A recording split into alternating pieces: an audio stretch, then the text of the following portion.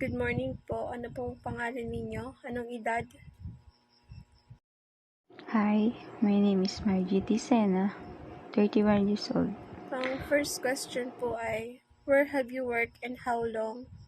Andito ako ngayon sa bansang Saudi Arabia at nagtatrabaho ako bilang domestic helper sa loob ng 7 taon hanggang ngayon. What is your purpose for coming abroad? Ang purpose ko ay para maibigay ko sa pamilya ko mga pangangailangan dahil sa hirap na din ang buhay sa Pinas. Kaya kahit na ayaw ko man silang iwan, napilitan na lang ako. How does working abroad help your family? Na isa itong malaking tulong dahil nabibigay ko ngayon ng pangangailangan ng pamilya ko at kapag may gusto man sila, inaibibigay ko na rin. What are the success as an OFW? Para sa akin, ang success bilang isang OFW yung napagtagumpayan ko yung pagsubok na kahit malayo ako sa kanila, naibigay ko at natupad ko yung mga pangarap ko na magkaroon ng isang munting tahanan. Para sa akin, yun yung success. What are the challenges that you face as an OFW? Para sa akin, ang naging challenge bilang isang OFW ay yung paano makibagay yung sa ugali nila, tapos yung stress, depression,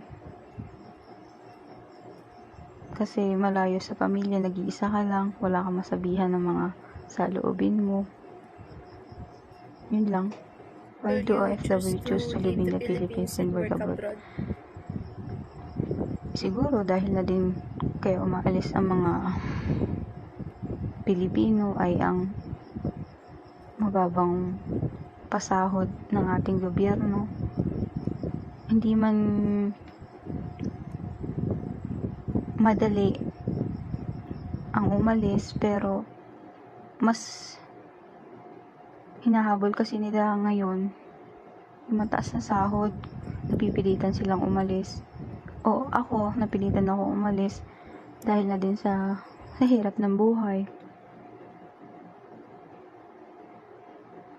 Yung ultimo ngayong bilihin, napakataas na.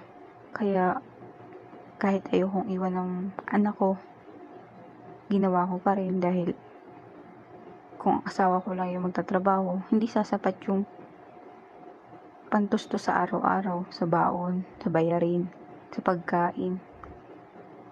Kaya napilitan akong lumayo ulit para makatulong sa aking asawa at ganoon din sa aking pamilya. Yun lang.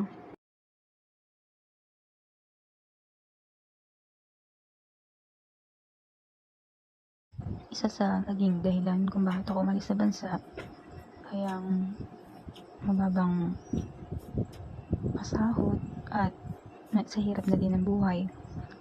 Ako, bilang isang OFW dito sa Saudi Arabia, so mahigit 7 taon na ako dito nagtatrabaho. Umalis ako kahit na masakit sa loob ko, naiwan ng nag-iisa kong anak. Wala kasing choice kung bakit ako pumunta dito. Masakit man kasi hindi ko may bibigay mga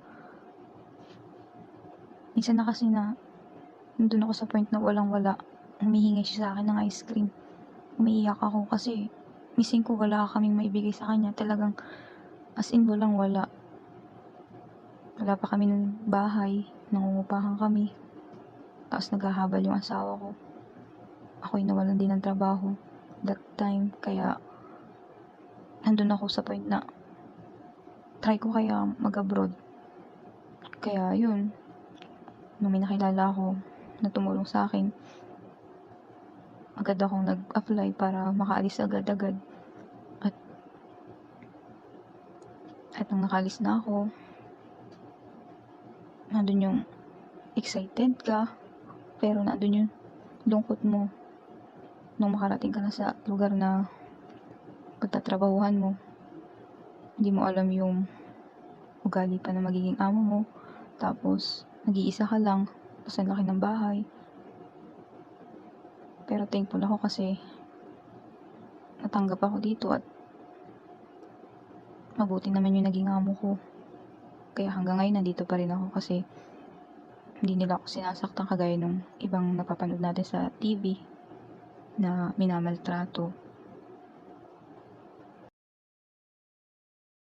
Yun lang po. Thank you.